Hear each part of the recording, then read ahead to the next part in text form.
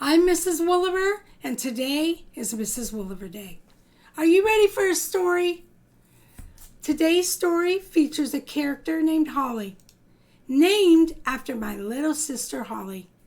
I miss her a lot. I don't live near her, but I sure loved this picture and wanted to share it with you. Back to the story. Now, today's story is called The Adventures of Holly the Hippo in the Big Red Truck, written and illustrated by Mrs. Wolliver. Once upon a time, there was a hippo. Her name was Holly. She lived with her mother, Molly.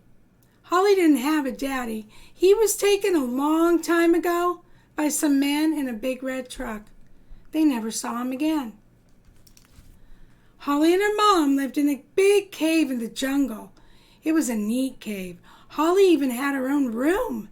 She decorated it with curtains and lots of posters on the wall.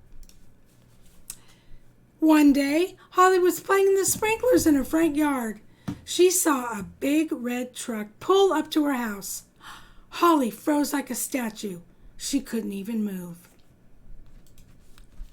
All of a sudden, the men went into the cave and pulled out her mom. Her mom cried, "Help, Holly!" Holly couldn't move. She was scared stiff. "Mom!" yelled Holly. "Save yourself, Holly!" cried Mom. "Run!" Holly swallowed down real hard. She started to run. She didn't know where she was running to, but she knew she had to get there fast. After running for a while, Holly stopped. "Wait, what am I running from?" she thought. "I'm bigger than those men." Holly turned around. "I'm going back," she said. "I'm going to save my mom." So Holly started running back to the cave, where she saw the big red truck just pulling out of the caveway. Holly chased the truck. She ran and ran and ran and ran and ran and ran and ran. Woo, she was tired. Luckily, the big red truck stopped to get some food and gas. Holly rested too. When they're done eating, she thought, they're sure to start driving again. Poor Holly followed that big red truck for 100 miles.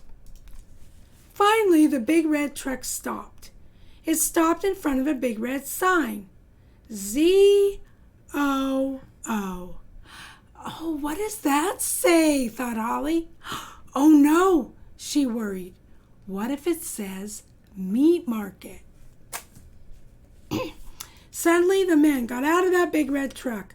They unloaded Holly's mom and walked her inside a big gate. The gate locked behind them. Click. "Okay," said Holly, "if that's how you want it." So Holly started to bump the gate down with her behind. She bumped, boom, and bumped, boom. She bumped for 1 hour. All of a sudden she bumped, boom, crash. "Oh no," thought Holly. "Look what I did." The gate fell down enough for Holly to sneak inside. "Mom," whispered Holly, "where are you?" "Holly!"